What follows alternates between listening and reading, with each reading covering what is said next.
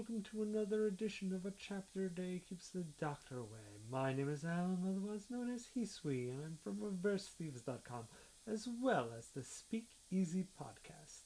And this time I'm looking at UQ Holder, Chapter 19, I Have To. And I'd like to say that usually I pick manga for this section that I really like and that I want to keep up with week after week. Because, I'm sure this would be a more popular segment if I picked like the worst manga and just ripped them apart about what was wrong with them. But, that's really not Reverse Steve style. It's not the Speakeasy style. It's not this show's style. If I don't like a manga, I'm just gonna drop it from here.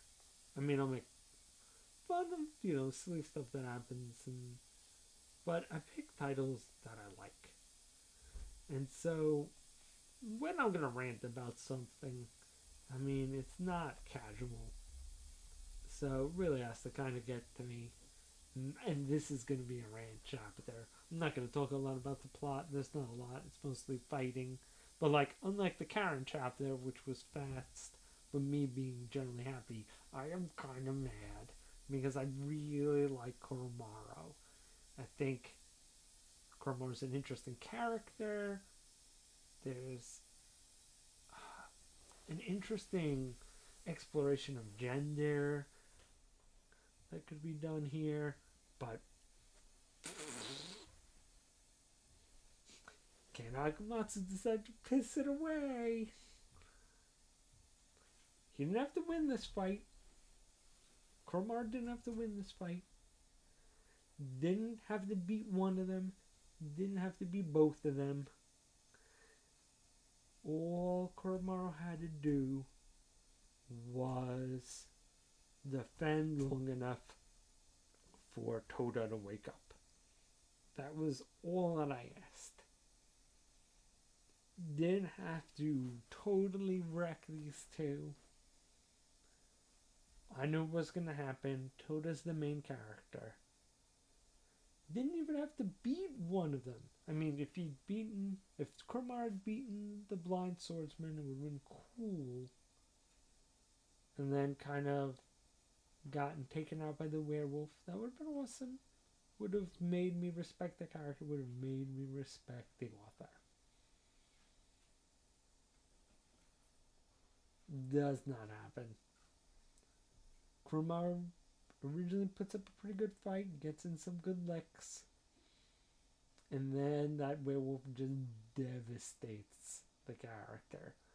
Totally just, he's like, werewolf guy's like, it seems like your immortality is super fast regeneration. You're essentially Wolverine.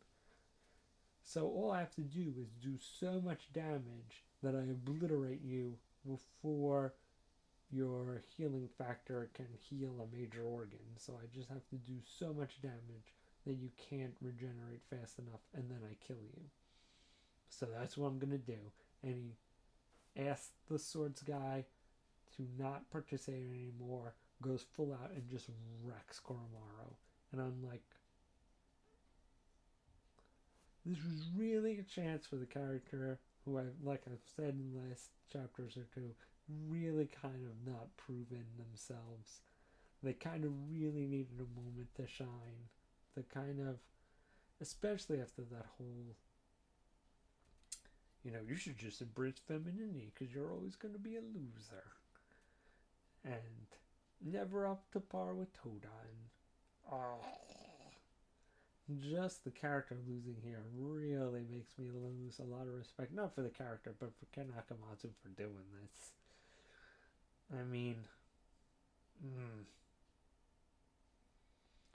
And so, basically, the chapter ends with Kuromaro totally broken, just right next to Toda, and Toda being like, I gotta wake up and save Kuromaro, and I'm like,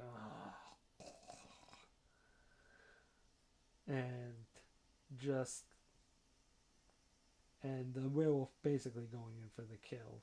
So I mean, I really like Komuro. I really want to root for the character, but you gotta make the character fight at least kind of on the same level as Toda and Karen. You can't totally have Komuro be like, you know, late series Krillin. Like, hey guys, I'm kind of okay over here. You know, if you need drinks, I'll give you some. I mean, this can still be redeemed. I'm not totally giving up on the series. Theoretically, if Toda wakes up, he can occupy the werewolf long enough that Koromaro can regenerate, and then Koromaro can fight the blind swordsman, and maybe this will be some kind of emphasis for Koromaro to step up, you know, the character's swordsmanship and totally, you know, rock in later chapters. But really, I really feel like they blew an opportunity here to make this character really cool and not to make femininity lame and just, I mean, the character can still be redeemed. I'm totally not giving up on the manga, but I really feel like this was a blown opportunity. Once again, the character didn't have to totally become the most powerful character, totally wreck these guys. All Koromar had to do was hold out enough.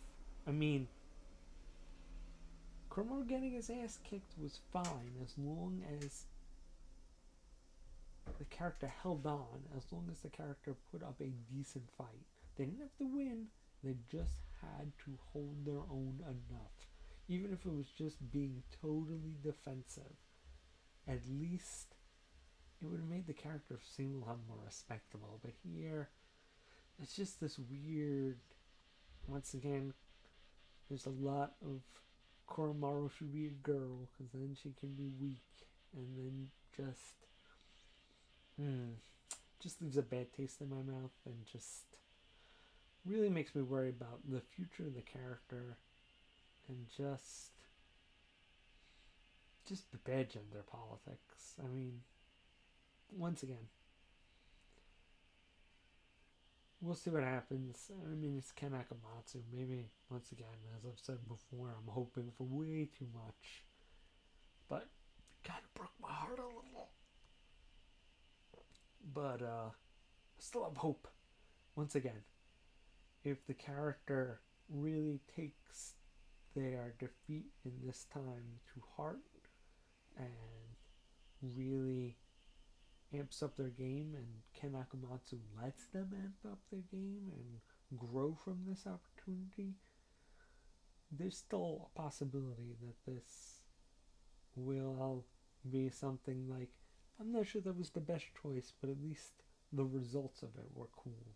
But we'll only see, only time will tell. Hopefully, at least when Toda wakes up, Koromaro will regenerate enough to at least make this fight not totally just shameful. Alright, see you guys next time.